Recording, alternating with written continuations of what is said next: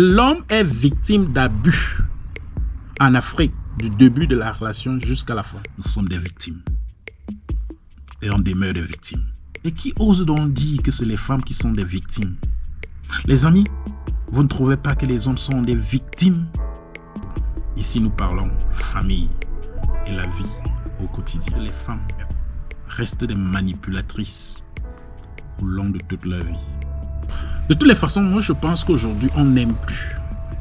Nous aimons par rapport à nos intérêts. Est-ce qu'il est encore possible de rester en couple, en mariage, juste par émotion?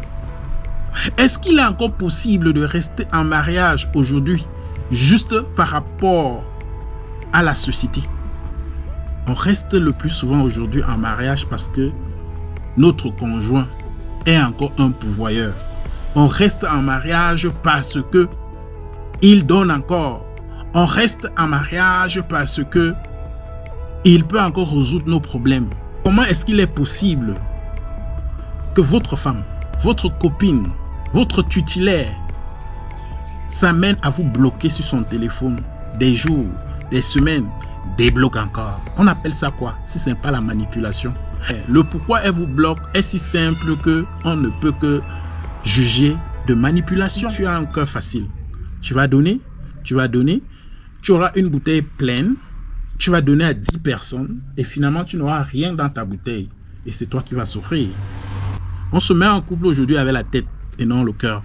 On se met en couple aujourd'hui avec le cerveau et non l'émotion. Il n'y a plus d'émotion dans la relation au point où la femme étant tellement manipulatrice ferme les cuisses juste parce qu'elle est fâchée. Elle ferme les cuisses et elle commence à bouder des mois, des semaines. Elle ferme les cuisses et continue à bouder parce qu'elle est fâchée. Elle te bloque au téléphone des semaines parce qu'elle est fâchée. Une semaine, elle ferme les cuisses. 2 semaines, elle ferme les cuisses. 1 mois, elle ferme les cuisses. Même 1 an, elle ferme les cuisses. Est-ce que tu vas donc forcer? Et dans la société dans laquelle nous vivons aujourd'hui, on te met en prison. Même si tu es marié chez cette dernière, tu ne dois pas la forcer parce qu'on considère que c'est quoi? On dit donc tu as abusé de ta femme et tu vas te retrouver en prison pour ça. Il est difficile de vivre dans un couple, de vivre dans un mariage auquel on a en face de nous un conjoint ou une conjointe qui ne pense qu'à ses propres besoins. Les relations ne sont pas faciles. Vous savez, on a été éduqués par nos parents. À l'adolescence, certains de nous se retrouvent en train de vivre seuls, peut-être pour des études, dans d'autres villes. On tombe amoureux. Mais c'est seul Dieu qui connaît quel est le type d'amour qu'on a. On rencontre une partenaire et on pense faire sa vie avec cette dernière. On fait des enfants. Je vais vous dire ceci. Généralement en Afrique, l'homme est le victime. L'homme est le victime en Afrique dans les relations. Nous pensons parfois que c'est la femme qui est victime, mais l'homme est le victime dans la relation, généralement en Afrique. Je vous explique. Je vous explique ceci. L'homme est victime de l'abus, du début de la relation jusqu'à la fin. Lors du fiançailles, la femme, pour reconnaître les valeurs de l'homme, il faut que tu sois un pourvoyeur. Il faut que tu ailles charbonner pour prouver à cette dernière que tu es capable de maintenir la relation. Tu es capable de prendre soin d'elle. Ça, c'est dans le fiançailles.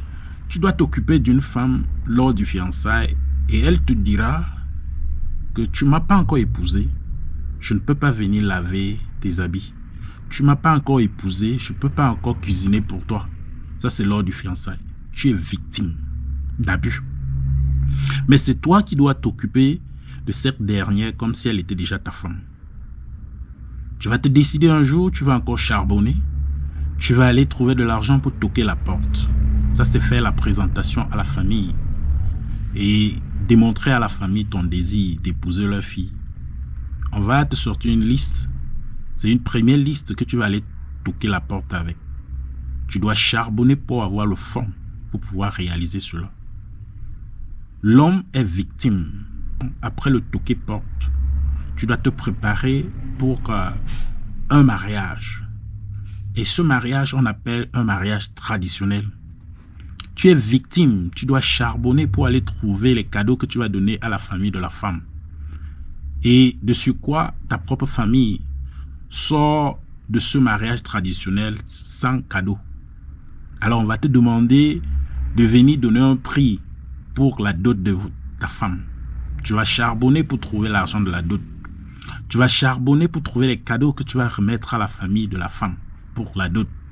Tu vas charbonner pour trouver de l'argent et faire des cérémonies. On va te demander des tines d'huile, on va te demander des sacs de riz, des cartons de savon, on va te demander des chèvres, on va te demander des porcs, on va te demander des bœufs. Tu vas charbonner. Tu es victime. Tu seras victime parce que toi, le père, c'est toi qui vas chercher le domicile. Votre résidence sera construite toujours par toi. Tu vas aller charbonner. Tu vas aller crever parce que il faut trouver de l'argent pour construire une maison dans laquelle vous allez rester. Tu es toujours victime. Il faut charbonner pour équiper cette maison. Tu vas trouver de l'argent pour équiper la maison. Tu es toujours victime. Et tu vas encore aller charbonner, supplier toute la nuit qu'elle ne ferme pas les cuisses parce que tu as envie de faire un enfant. Et elle va te demander, qu'est-ce que tu me donnes pour que je puisse faire ton premier enfant? Nous sommes des victimes. Tu vas aller charbonner, lui donner des cadeaux, prendre soin d'elle pour qu'elle soit fière, pour qu'elle soit contente afin de te donner un enfant. Et quand l'enfant est là, elle est enceinte. Tu vas aller charbonner pour faire le trousseau, pour faire la layette. Tu charbonnes seul. Tu souffres seul pour trouver de l'argent avant de constituer la layette.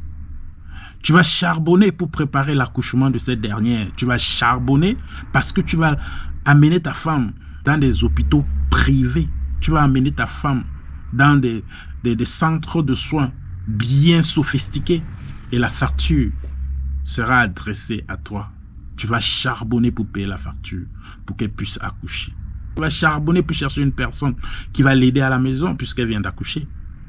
Et si tu as peut-être la malchance ou alors la bonne chance, elle fait des jumeaux. Tu vas charbonner parce qu'il faut trouver une personne qui va aider ta femme à la maison. Non seulement l'enfant est venu aujourd'hui, il faut manger. Tu dois charbonner pour trouver de quoi manger.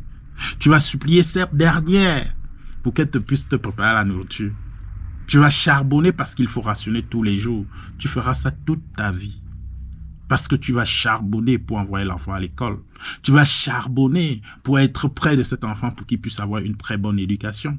Tu vas charbonner pour être un papa présent.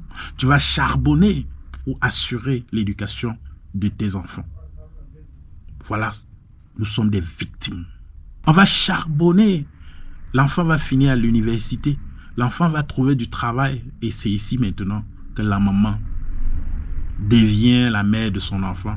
Malheur à toi si pendant que l'enfant étudiait, au lieu d'informer l'enfant que tu payais l'école, au lieu de montrer à l'enfant que c'est toi qui payais l'école, tu as eu à donner de l'argent à ta femme dans la chambre d'aller payer l'école de l'enfant.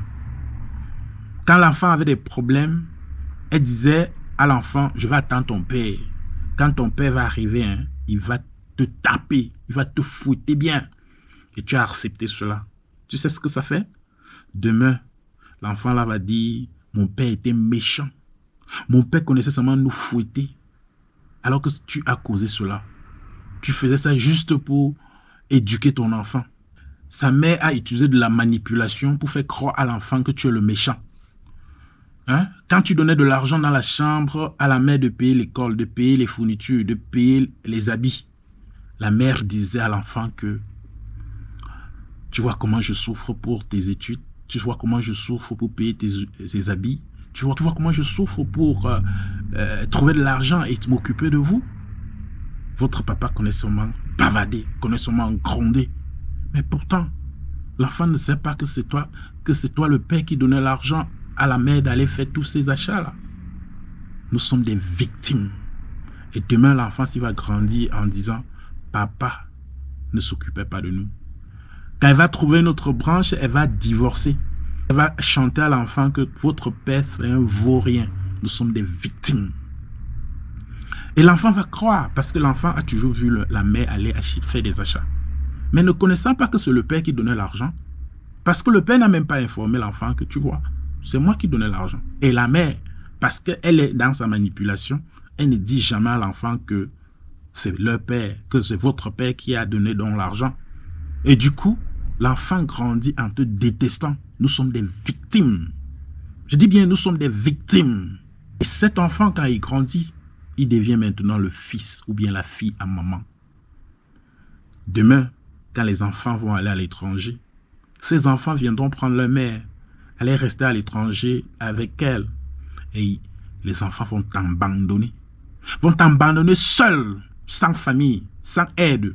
L'enfant ne se soucie même pas que elle ou il vient de prendre la femme de leur père et que papa ne va plus manger, que papa va rester seul, que papa va rester dans le stress. Voilà comment nous sommes des victimes. C'est ainsi que la maman va bien vivre en Europe, en Occident, auprès de l'enfant qui est aujourd'hui riche. Et papa va rester au pays, crever de famine, marcher seul, parler seul. Nous sommes des victimes, stress en stress. Et c'est ainsi qu'il va mourir très jeune. La mère va rester auprès des enfants riches, vivre une très belle vie. Et parfois même se remarier. Nous sommes des victimes. Et qui ose donc dire que c'est les femmes qui sont des victimes? Les amis, vous ne trouvez pas que les hommes sont des victimes? Si tu es un homme, il faut prendre conscience. Si tu es un homme, il faut aimer avec ta tête et non. Donc, les amis, c'est super de savoir que la femme ne peut jamais cesser la manipulation. Comment comprendre que ta femme et tes enfants forment un danger pour toi? L'amour proprement dit, en fait, est basé sur les intérêts, mes amis. En dehors d'être pourvoyeur, la valeur sociale, la valeur émotionnelle, la valeur financière devait constituer le noyau de notre amour. Mais par contre, on se rend compte qu'aujourd'hui, la femme s'accorde à dire oui, je t'épouse à cause de tes valeurs financières. Elles ont laissé les valeurs intellectuelles où? Elles ont laissé les valeurs de société où? Elles ont laissé les valeurs émotionnelles où? Ceci ne se dit pas, mais c'est vrai. La femme restera uniquement avec toi si ses valeurs sont protégées. Si tu n'es pas un pourvoyeur, crois-moi, la relation va s'arrêter. Si tu n'as pas l'argent à donner, si tu n'as rien à donner, la relation va s'arrêter. La femme n'a pas de pitié quand elle veut se séparer de toi. Quand tu es incapable d'assumer, la femme va te laisser. Même si vous avez fait 20 ans de mariage, 30 ans de mariage, si tu n'es plus capable de donner, si tu n'es plus un pourvoyeur, si ses intérêts ne sont plus en sécurité, elle va te laisser. Ceci n'a rien à voir avec l'amour émotionnel. Aujourd'hui, on se marie pour divorcer. On se met en couple pour se séparer. Pourquoi? Parce que les femmes et les hommes ont plusieurs options. Plus particulièrement les femmes. Elles ont beaucoup d'options. Les réseaux sociaux sont là pour les donner d'options. Parce que la femme ne te laisse pas si elle n'a pas d'autres options. Être une personne, aimer cette personne en attente avant de te laisser. Ceci veut dire que quoi? Chaque fois qu'elle est avec toi, elle cherche d'autres options. Elle a des fenêtres de divorce. Elle a des fenêtres de séparation. Donc, dans la relation d'aujourd'hui, on se rend compte que ce sont des intérêts qui nous unissent. Qui créent la fondation de la relation, les intérêts. C'est la relation d'aujourd'hui. Qu'allons-nous faire pour introduire dans la relation d'aujourd'hui l'amour émotionnel? Qu'allons-nous faire pour être capable d'accompagner notre conjoint émotionnellement?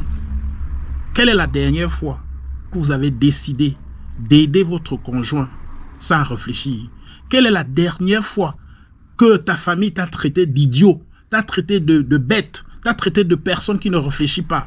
Quelle est la dernière fois ta famille a dit que ton conjoint ou ta conjointe t'a envoûté juste parce que émotionnellement tu es accroché à cette personne-là? Si jamais émotionnellement tu n'es pas accroché à ton conjoint, à ta conjointe, certainement l'amour émotionnel n'est pas complète. Quelle est la dernière fois que tu as représenté ton conjoint, ta conjointe dans la société, dans une réunion familiale, en public, dans une conférence? Quelle est la dernière fois tu as vanter les valeurs de ton conjoint et de ta conjointe en public, en pleine salle de conférence, en plein événement. Quelle est la dernière fois que tu as démontré en société ton amour envers ta conjointe, envers ton conjoint?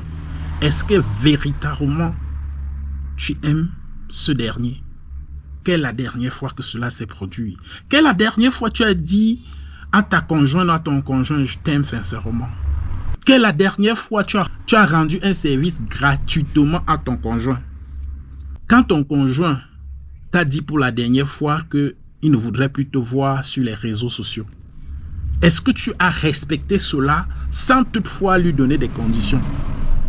Est-ce que naturellement tu prends ton pied avec ta conjointe sans contrainte? Est-ce que à la fin de cet exercice-là, tu lui demandes pas des choses? Est-ce que tu appelles ton conjoint ou ta conjointe uniquement quand tu as besoin de services, quand tu as besoin de l'argent? L'amour d'aujourd'hui. Est-ce que l'amour d'aujourd'hui est même basé sur l'émotion? Est-ce que l'amour d'aujourd'hui est basé uniquement sur l'argent? Est-ce que l'amour d'aujourd'hui est encore basé sur les relations de société? La plupart des femmes restent en couple parce que l'homme est encore capable. L'homme est encore un pourvoyeur. Si tu es un homme, il faut prendre conscience. Si tu es un homme, il faut aimer avec ta tête et non ton cœur. Nous sommes des victimes. Et on demeure des victimes. On pourra prendre des mesures de sécurité pour réduire l'ingratitude de la femme, pour réduire la manipulation de la femme. Parce que les femmes restent des manipulatrices au long de toute leur vie. Les amis, si vous avez aimé ceci, ne manquez pas de vous abonner sur la chaîne Foko Info. Ici, nous parlons famille et la vie au quotidien. Merci. On se voit à la prochaine.